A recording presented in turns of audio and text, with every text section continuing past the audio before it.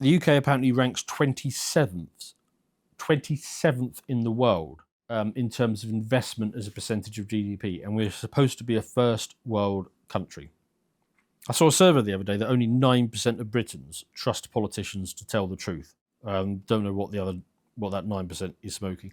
A YouGov poll I saw on Twitter the other day, 72% of voters believe that Britain is in decline. I don't know why it's only 72%. Reform is surging, obviously. If you're American and watching this, you also have a number of these problems. Medicare, Medicaid, Social Security, all of that is too high and does need to be, very much needs to be reined in. The advantage that you got is you've got a reserve currency, which is the dollar. That means you can get away with it for longer, but not indefinitely. That spending does need to be reined in. So you can run these big deficits.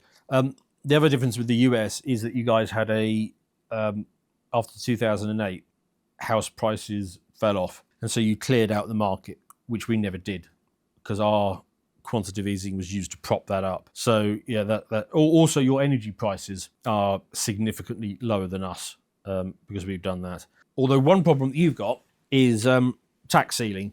Well, I suppose actually this is a good thing now I think about it. Your tax to GDP ratio is only 27% as opposed to our 40%. So that's very encouraging. You guys tolerate higher taxes less. And starting to close this out, I think I just need to hammer the demographics thing. But it goes to show the effect of a low fertility rate that we're dealing with. So you start with 4 grandparents, and then you look at the different fertility rates. How many grandchildren do they have? So basically, are they replacing themselves 2 generations later? So you start with 4 grandparents, and you have a fertility rate of 2, and you have 4 grandchildren, i.e. you have status. Status. Not status as in status, but it's static. Population remains where it is at 2.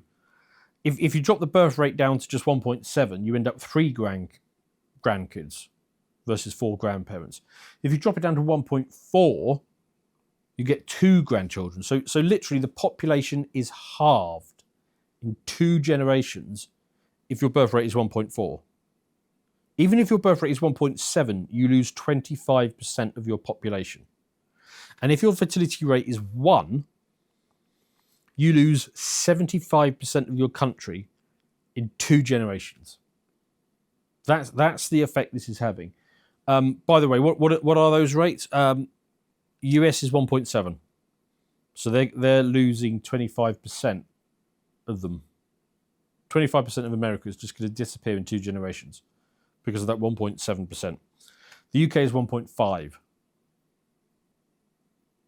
So we're virtually on the halving in 2 generations.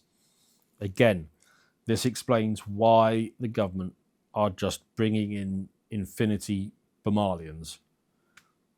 They dress it up in moralistic language, but it comes down to this. It's because the sums don't add up unless you desperately throw immigrants at it, but they're not getting Korean electrical engineers and Italian entrepreneurs. They're not getting productive people. They're getting unproductive people. And they don't know what to do, so they just throw more immigration at it. That's what it all comes down to.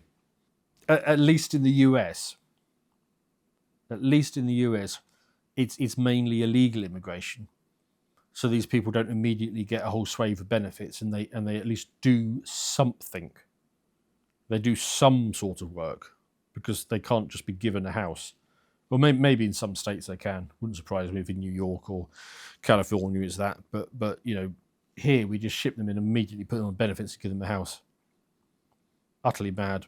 If you would like to see the full version of this premium video, please head over to lotuseaters.com and subscribe to gain full access to all of our premium content.